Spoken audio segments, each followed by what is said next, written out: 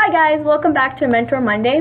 As you can tell, this is not AJ. This is wonderful Katie, one of our peer mentors, and she'll be helping us talk about credit today. Kind of like what it is, why it's important, how to build credit, how to maintain it, all the stuff about credit. So I know you have a little bit of experience with some credit. Yes, I worked in a credit union for a little over 2 years, so we had to learn a lot about at least credit cards and how to build credit and maintain it. So I don't know the whole credit industry, but I do know little ins and outs. So this is going to kind of be like an overview, great for us college students. So getting to know what we're doing. So make sure to ask all your questions either in the question box below or ask us on Facebook and Twitter. We'll be monitoring those throughout the live stream today, and we'll be answering your questions if you have any. So let's get started. What is credit? It's pretty much the ability to borrow money from an institution like a bank, credit union, even like a loan or borrowing like money for a car. So it's being able to borrow money pretty much. Oh, interesting. So, yeah. All right, cool. So what are some good places to check your credit, like online? So the best place that you can go to is actually at Consumer Reports, I believe. No, the annualcreditreport.com. You actually get a free credit report once a year, and you can go to that website, annualcreditreport.com, and it'll give you like the overview of what your credit is. It doesn't just give you the number. Like I know Credit Karma, that's a good place to like get your number because it's also free. But the credit report, it gives you everything that you've ever had on your credit. So if you bought a car like 10 years ago, it'll have that on there. And it'll also be a great resource if you think that you have like a scammer has like your information. It's a great way to go in there and say, that's not mine, I had nothing to do with that. And that's where you would actually like talk to people about getting that taken off of your credit. So that's probably the #1 place that I would go to, but that also has your credit from the 3 big credit bureaus, which is Experian, TransUnion, and Equifax. So those are going to be like the big 3 credit bureau companies that all have your credit kind of combined into them. And it's interesting because they don't have the same credit number for you, but they all combine together to go on your credit report. So is it like an average or? Kind of, and actually if you get the Credit Karma app, or if you can do it online too, it'll tell you at least your TransUnion and your Experian. And sometimes it'll be 2 different numbers, sometimes it'll be the same. So it really just depends because some of them will factor in certain things while others don't factor things in. Like if you are late on a bill, some of them might factor that into your credit report and say, oh, you're late, you're dinged a couple of points. And then others are like, I'm just more worried about, are you actually paying your stuff? So interesting. Yeah. That's cool. And so how much does it cost to check your credit on annualcreditreport.com? You actually get a free one every year. So if you want to do it once a year, you can get it free there. You also, and like I said, you have the Credit Karma app. So if you're just looking at like building your credit, or like checking out that number, not really getting that full background check like the annual report, you can go on Credit Karma like 8 times a day if you wanted, and you'll be able to see that number. Okay, cool. So speaking about numbers, I know that it's somewhere between like 300 and 850 is the range for credit. What's like a good credit? Well, and that varies too. So there's like 2 main, credit is crazy. There's 2 main factors. You have your FICO score and then you have your Vantage score. The FICO score is, exceptional points is 800 to 850. So if you have a credit score within that range, you're doing something awesome. Very good is between 740 and 799. So that's good. Good is between 670 and 739. So anything from good and up. If you wanted to get a credit card, if you wanted to open up a personal loan or a car loan or anything like that, you're pretty good right there. You're good standing. Anything below like a 7 or a 670, you're probably going to have to pay higher interest rates, or you may not get approved at all. You may have to get like a cosigner for something, just because your credit score is not that high. And that's with FICO. Now with Vantage Score, the excellent is between 750 and 850. So you'll see that's a big difference. You know, my FICO's, you know, what if I had a 760? For FICO or for Vantage Score, I'm doing great, but FICO, I'm like, you're good. You know, so it kind of depends on who's looking at what, and that does make a difference. So if you're looking at getting a car loan, and say you're going through your bank, well, say the bank only looks at the FICO score and they don't look at the Vantage Score. You're kind of like, hey, wait a minute, I could be getting a better interest rate. So it depends on who you're going through too. So your credit score kind of affects like your interest as well, not just the ability of borrowing the money. Absolutely. So say you had just like a good credit score. Say your credit score was the 670, and you're trying to get a car loan, and your bank is saying, oh, well, we can do an interest rate as low as 3.5. You're like, awesome, I'm going to get that interest rate because I have good credit. But you actually get approved for like a 5.7. That's because you don't have excellent credit.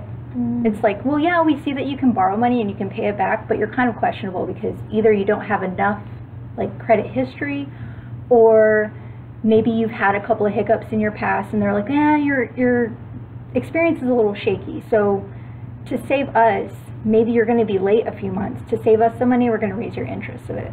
So it's an interesting way to go about doing it. So let's say I still live at home with my parents and stuff, and I kind of like big payments and stuff come from them. I don't think I have a credit score right now because I don't have any credit, I haven't borrowed any money. What is the best way for me to start building credit? That's it. It's a tricky question because it's pretty much credit cards. Credit cards are good, but credit cards are so bad. The big problem is that people don't realize that you need credit. Like, not having credit almost looks as bad as having bad credit.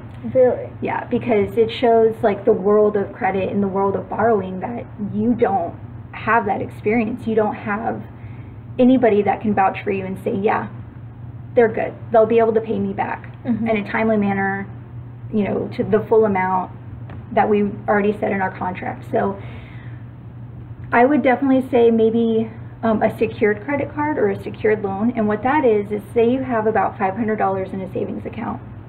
You can hold that $500 and borrow it technically, and then you can do that for 6 months to a year. And you can borrow it on a credit card and use it and pay it back, use it, pay it back, just like you would a regular credit card. And once you do that, you're showing the credit bureau, you're showing that your institution, whoever you get that card with, that you can borrow money, you can pay it back, you can pay it back on time, and you can pay it back in full. And that shows them that you're able to do that. And so you can always do a secured card, which is what I would recommend if you have that money in savings. But if not, you can always get a credit card. You can request that your credit card stays at a low limit. More than likely, you're going to have a higher rate starting out because in your situation, maybe you don't have credit. They have no idea if you're going to be able to pay your card back. So they're going to be like, 18%. And that's a lot, but that's actually pretty low when it comes to like other credit card companies. So like, I would suggest getting a credit union. Okay. Because they are not for profit, so your interest rates are more than likely going to be lower. Most credit unions don't have rates that go above 18%. Whereas if you go with a credit company, you could start off at 25%. Yeah. Dang. So like, that's a lot. I mean, if you think about it, if you put $100 on your credit card, and then and then you have to pay 25% of that, so you have to pay your $100 plus 25%, you know, to pay it off in full. But say you pay the minimum payment, which is going to be like $20. Okay, you paid $20, but now your full amount is like $125. So, and it's compound interest, so they charge it every day. So credit cards can be very, very troublesome if you don't use them in a smart way. So I would always suggest, in order to build your credit, do you have a phone? Yes. Do you pay your own phone bill? Yes. Okay.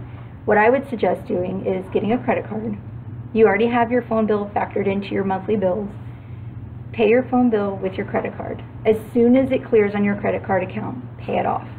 Okay, that's a good idea. It's showing that you're using your credit card, you're using it responsibly, you're not maxing it out, you're not paying it. You know, you're paying it every month, and you're paying it in full every month. So it shows that you know how to borrow responsibly. Nice. So, and you already have it factored into your budget, so it's not like you're going beyond your means. And that's another thing. A lot of people don't realize that credit cards are they're not their money. You know, that's money that you're borrowing. So a lot of people forget that, so they just spend on it, and then they're like, oh, what is that? So I would try to steer clear from that. Kind of keep it within your budget. So we have a question from the audience. If you're late on a payment, does it affect your credit? Well, that depends. It depends on how late you are. So most institutions will let you know, are you like 10 days late? Are you 15 days late? Usually if you're over 30 days late, they will report it. So say your payment is due on the 2nd, but you don't get it in until like the 23rd or something like that. Depending on your institution, sometimes they have like monthly cycles.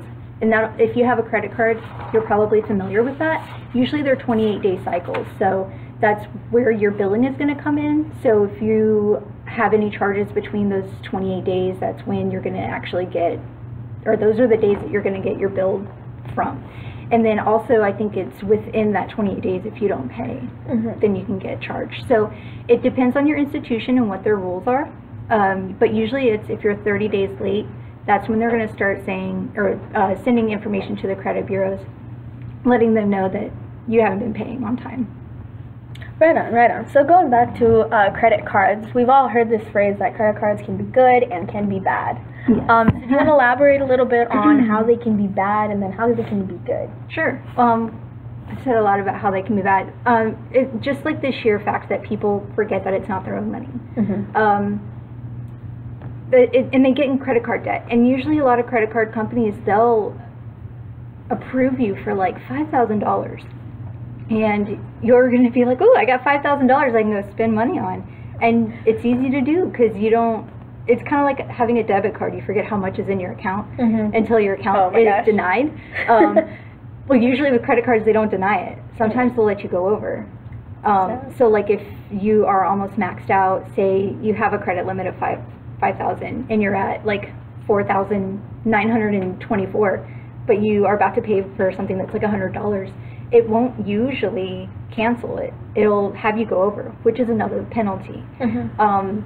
So I would just be mindful, and like I said, you can always ask whatever institution you get your card from, you can always ask them to cap your limit, because sometimes what they'll do is if you're doing so well with your payments, over a span of time, they'll reevaluate. Every year an institution reevaluates how you're doing on your credit cards, and they can either lower your rate, raise your rate, or raise the limit of how much credit you have on that card. So if you initially got approved for like $1,000, say you've done great your first 2 years, they can go in there and say, I'm going to approve you for another $1,000. Your new limit's $2,000. And you're going to be like, whoa, stop that. And you can ask them. You can call them and say, hey, thanks, but no, can you please lower that back down? Or you can say, okay, this is good, but can we stop raising it from here? And they can absolutely do that. That way it kind of like helps you maintain like your debt and make sure that you're not getting out of control. But yeah. Now, I know that my mom helped, like when I first started college and stuff, she bought me one of those little bitty cards, like credit cards, just to start building credit. And the way she told me was, whatever you put on this money, make sure you have, or this card, make sure you have the money in the bank so that at the end of the month you can pay it in full. So when I started, it was like 24% because I had no credit. And so she was like, well, my first question, and I remember I asked my mom this, but for any of our audience members that maybe don't know this, if you paid in full at the end of the month, does that interest add up, or does it like let's say you have $100 and it's 25%. Do you get billed that extra $25, or do you just pay the $100 at the end of the month? It depends on when you pay it, actually. If it's within that 28-day cycle, it could be compound interest. So it could, and what compound interest is like every day. It's like, oh, you charged something on your account on the 1st, and you're paying it on the 5th. You may have 5 days of interest to pay. It may not be the full like $25, but it could be a compound like interest situation like that. But if you pay within the 28 days, you may not have to pay. but it's usually after that billing cycle is when you have to pay the interest. Okay, so if it says, like, I get a little thing in the mail and it says, hey, your bill is due in like 5 days, and if I paid that day before my bill is due, would I have to pay interest?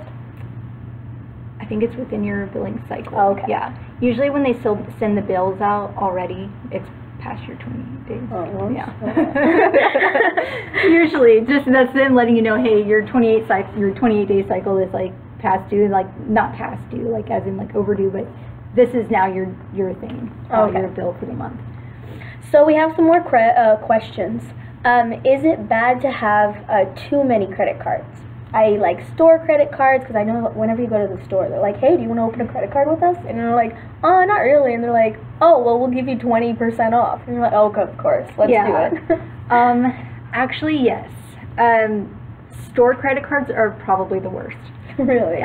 Because usually you can only use them at that store. Mm. And like what credit bureaus want to see is that you're using your credit in a responsible way.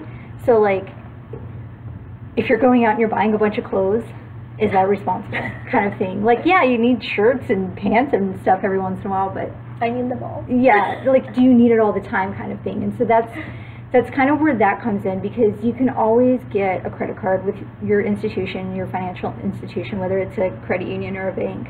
You can always get a credit card through them and then use it at that store, but you can't always use the credit card from that store anywhere else. Mm-hmm. And so it kind of limits you. And then as far as having too many credit cards, absolutely, that can be very dangerous because you kind of forget how much credit you have out there. You know, so if you have 1,000 here, 500 there, 2,000 there, and you don't have them all maxed out, but you have a good amount on all of them, you don't realize, oh my gosh, I'm in like $8,000 worth of debt on 5 different credit cards, 3 of them being from, you know, a department store or something like that. So it can be very dangerous to have that much credit spread out. So trying to keep it limited to maybe 2 credit cards. Well, follow-up question. Mm-hmm. What if I had, let's say, 5 credit cards, but I only realistically use 2 of them? So 3 of them I don't even like spend or add money or anything. Yeah, they're all paid off. I just never use them. I just have them open. Does that look bad or? It depends. Personally, and this is probably just like a personal thing, I would say no. If you don't use them, then don't close them, especially if you've had them for a very long time. Don't close them? Or like keep them open and don't use them. Okay. So my very first credit card was with a credit card company. I got it as soon as I turned 18, and it had like the highest interest rate in the world. And I finally paid it off like years later because the interest was killing me. And it was my very first line of credit ever. Mm-hmm. And they asked me a few years ago, they're like, hey, you haven't used your card in like, we don't even know how long. Do you want to close it? And I'm like, absolutely not. And the reason for that is because not only does your credit report have to show that you are paying your stuff back, but they want to see how long your relationships last. Mm-hmm. So if you have a 5-year loan on a car and you pay it off in 3 years, they're like, that's really awesome. You can pay your stuff. But why'd you close on your contract so soon? They want to know that you can maintain that healthy relationship, that healthy financial relationship. So that's why, and this is, I might be jumping ahead a little bit, but if you have like student loans, if you have like a mortgage, those are huge numbers going against you as far as debt. But first of all, it's towards something great, education or a home. And it's showing that you can pay that off on a regular basis for a long period of time. So it's going towards something to better yourself and better society by buying a home and getting an education, but you're also paying them off, as long as you're paying them off, as long as you're keeping up with everything and on time. So, so with credit cards, I would say, I mean, yeah, it's kind of bad to have that many and to be paying on them for so long. But if you do have them and you haven't used them in forever and you don't plan on using them forever, I would maybe just, unless they're like department store cards, just close them. Just close them. But like if they're with other institutions, like having them there, mm-hmm. I mean, you never know when an emergency is going to happen either. True. So, so that's what I would do. And I still have that card open. I don't even know where it's at. All right. Well, talking about student loans, another question we have is: do student loans count towards your credit score? Yes. Yes and no. I think while you're still a student, and I'm still kind of trying to figure this specific thing out. I think while you're still a student, they don't necessarily start counting against you. I think that happens after you get out, after like that 6-month period after you graduate and everything. But credit will get affected by it. I see it when I check in to my annual report and when I go on to Credit Karma. I see that my student loans are there. But I was also able to be approved for a mortgage last year, so that's kind of a big deal. Yeah. But again, like I said, looking at student loans is a completely different image than looking at credit cards. So I mean, honestly, I don't even know how much my student loans are. But like, say they're $20,000. If I had $20,000 in student loans, I still got approved for a mortgage. But what if I had $20,000 in credit card debt? Absolutely not. They'd be like, you need to pay this down. You need to pay it off. Because student loans, like I was saying, is kind of like a healthy reproductive debt. It's like, oh, you are getting an education. Okay, we'll approve you. But with credit cards, they're like, oh, you're just getting crazy. No, like absolutely not. So, so what debt you have definitely matters when it comes to wanting to borrow more and things like that. So we touched a little bit on it, but I just want to circle back about how credit cards can be good, because I feel like we're bashing on credit cards no, the entire it's very easy to bash on them, but they are good. They're great. I mean, because like I said, if you don't have credit, it's almost as bad as having bad credit. And even if you started out having great credit and you kind of just went silent for a while, your credit kind of depreciates, because they're like, well, what are you doing to maintain it? And so that's why I think having a credit card is great, because it's revolving. It's a revolving loan. So like if you go and get a personal loan, or if you have a car loan, say your car loan is for 5 years, you pay the exact same amount every month for 5 years, and then that's it. But with credit cards, like I said, I've had my very first one since I was 18. That's a long time. So I've had that relationship longer. I've paid 2 cars off now, and I've opened like other cards and, got a mortgage and student loans. But my very first line of credit was that credit card. And so it's something that you don't ever have to close unless you want to. And so it allows you to keep that long-term relationship. Like I said, it's a revolving credit, so it never ends unless you end it. And so it's a great way to show your relationship with your institution, and it's a great way to maintain your credit. So like I was saying with your phone bill, if you wanted to do that every month, you're maintaining your credit. You're building it and you're maintaining it. Because they have to see, the credit bureau, the credit world, whatever they want to call themselves, they have to see that you're able to maintain and continue to maintain your good credit. Or they may be like, ooh, do I want to lend you this money? Kind of so, thing. Even keeping a credit card open and not using it at all still keeps your credit score high, or? Not really. So in my situation, the only reason why I kept that one open and I'm not using it is because I have other active accounts. Okay. So I have another credit card that I use on a regular basis and like pay off or whatever. But the reason why I kept that old one open is because of that long-term relationship. So as long as it's open and you're keeping that relationship and you're not getting crazy with it, it would probably have been better if that card with a financial institution and the rate was lower, because I probably would use that one more and it would probably look better. But because it has a ridiculous interest rate, I'm like, no. So I use my other ones that I prefer. So now that you have better credit, could you go back to that credit card company and say, hey, look, I've been with you for so many years. I have this great credit.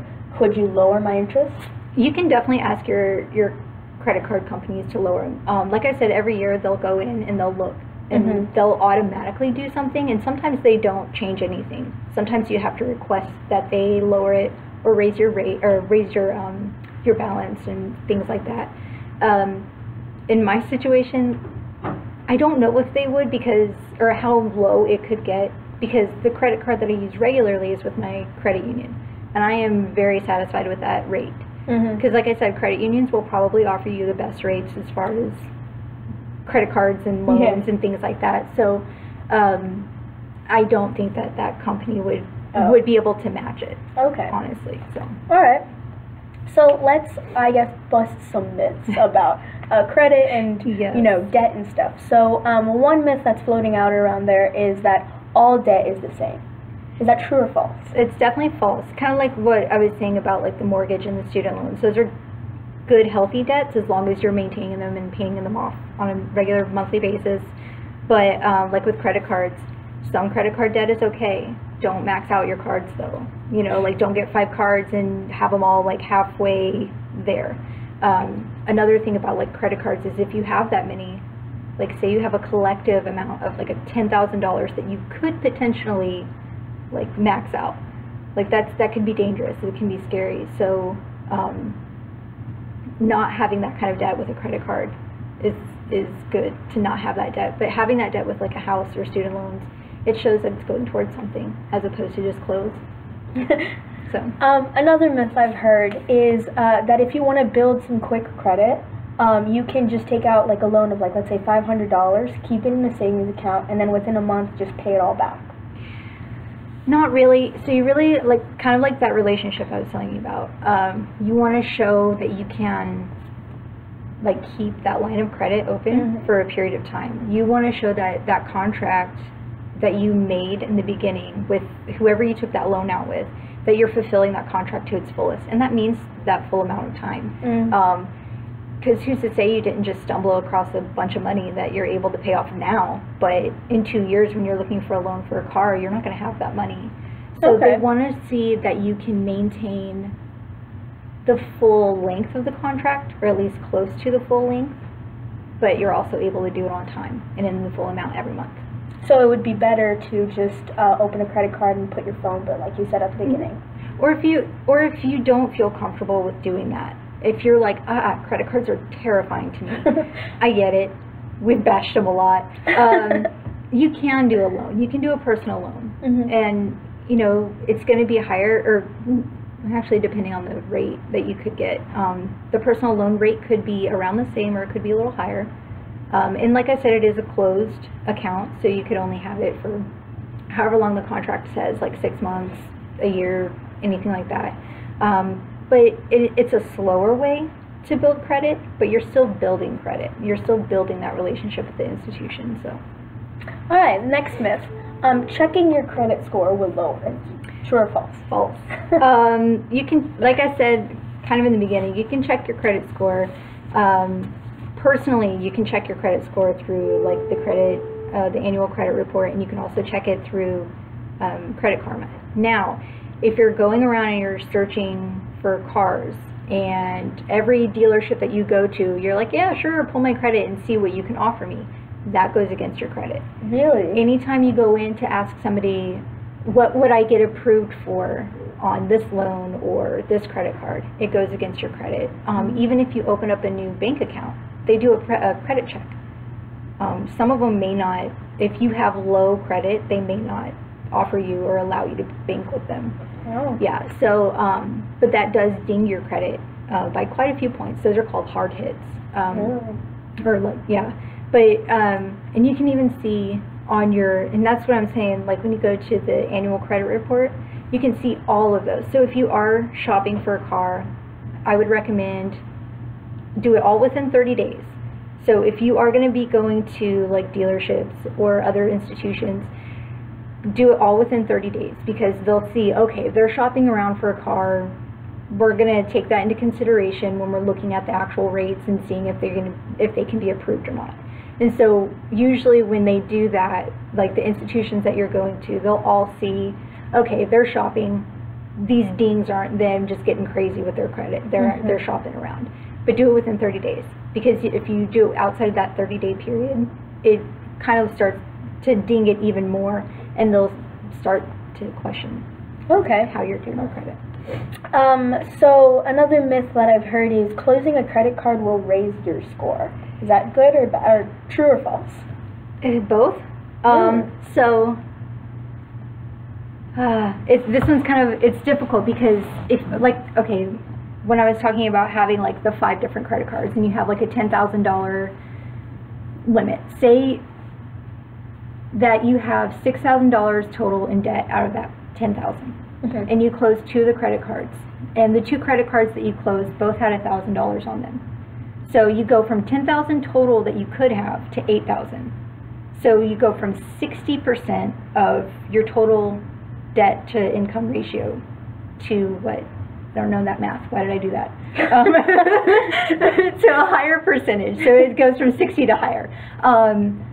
And so that looks bad because you're raising your percentage of how much debt you have because you're closing out those 2 cards.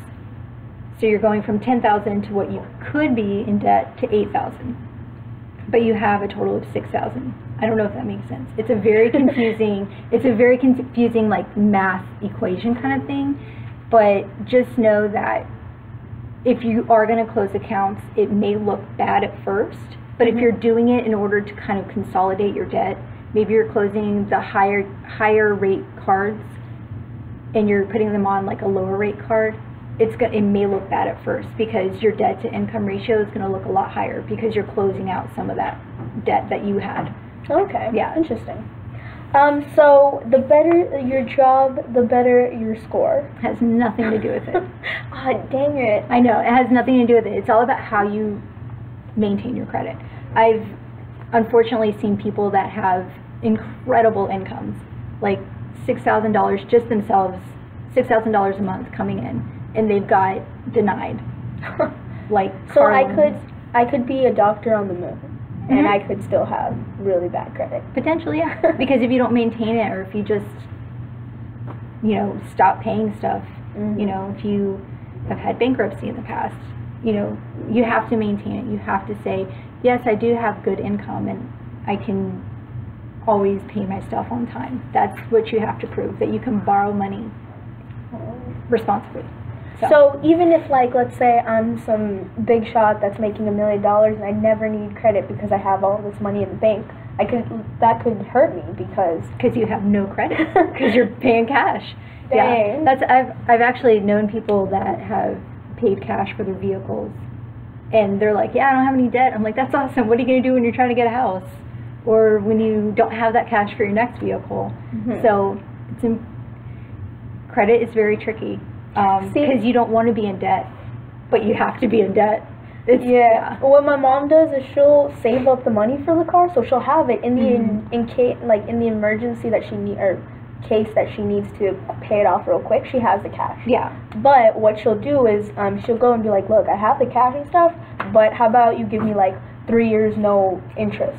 Yeah. And she'll make that contract and she'll pay it off in 3 years to maintain her credit score. Absolutely. But she always saves up the cash. And I always asked her, I was like, Mom, why? You can just pay it off right now and be debt free. And she's like, but you see, in the long run. Exactly. So. And that's great practice. That's great practice to do.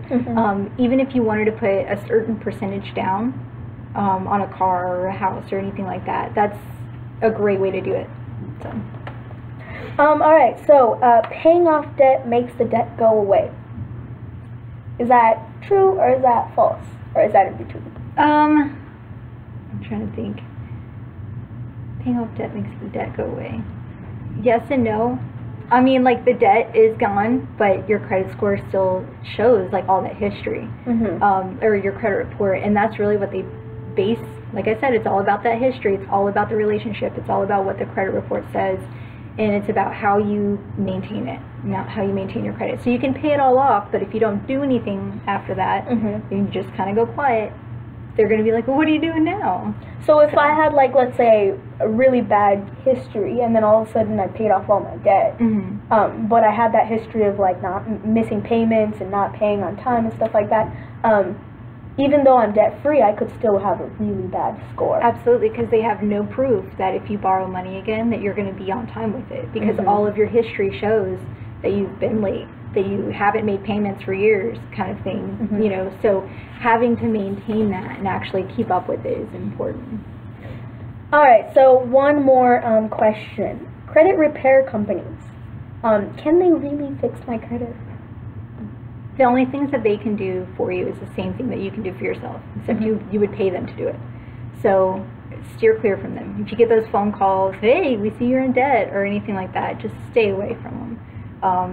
The only thing that they're going to do is the same thing that you're doing, by going and seeing how much debt you have, and then they're going to be like, okay, well, you owe us this much for looking at that, and now you have to pay the credit card company this. And you're like, well, I knew that. I knew that from the beginning. Thanks for telling me. Exactly. So it's best to just do it yourself, you know, just kind of maintain your own credit. Try not to get anybody else involved, because it gets sticky, you know, because then those people start hounding you. Where's my money for looking at your credit? And you're like, I did it myself. Exactly. So yeah, it can be tricky. I would just keep it with yourself and whoever you're in debt with. So. Yeah. All right. Cool. Any more like closing thoughts about credit? Any big tips to remember?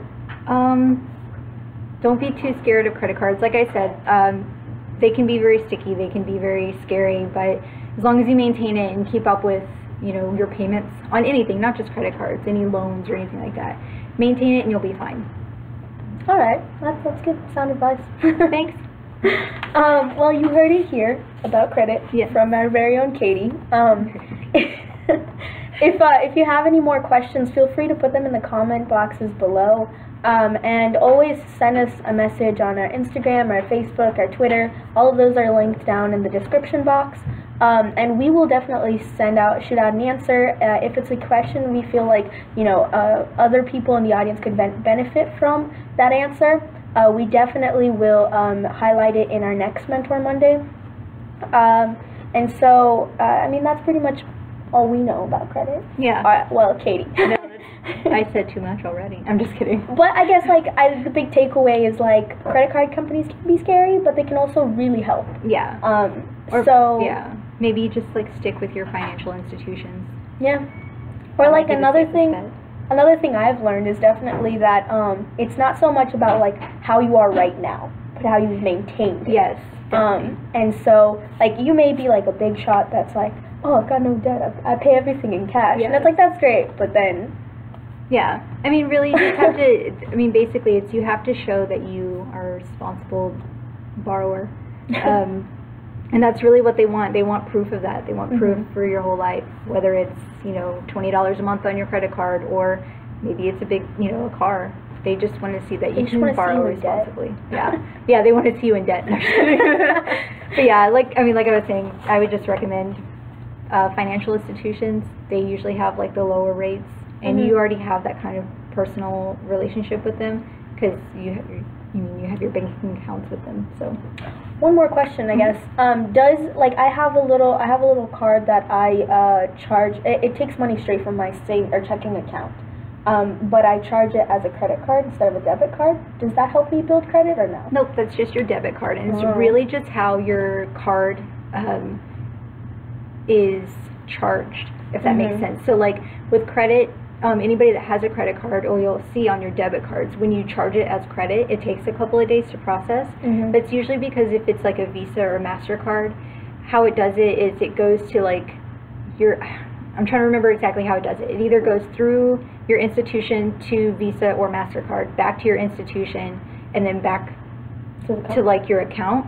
And so it takes a couple of days to process. It has nothing to do with credit, though. Oh, okay. But if you were to do it, same card, if you were to do it with debit, it only goes between wherever you're purchasing and in your institution, your account. So, yeah, debit cards, just because they have that Visa or MasterCard logo on them, that doesn't mean that they're anything to do with your credit score. It's it's just how the transaction is processed. So. Okay, interesting. That's good to know.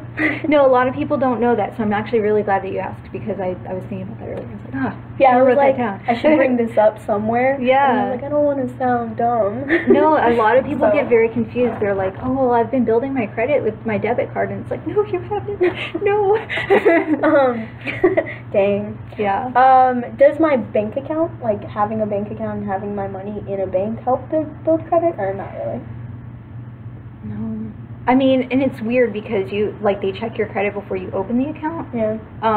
It's kind of like having like a phone bill. Like, just having a phone in your name doesn't necessarily help your credit just because you're making the payments every month. Like any kind of utility bills, they don't say, yay, good job, you did it this month.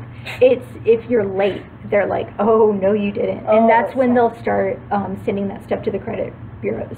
And that's when it starts actually affecting your credit. So it's not usually So it's only like negatives that affect you, not so much. And like they'll see that on your credit reports. They'll see that, oh, you've been paying like your water bill for the last 2 years on time. That's great.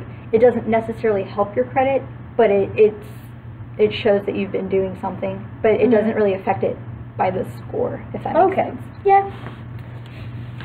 So always remember, you can ask us any more questions that we didn't necessarily cover.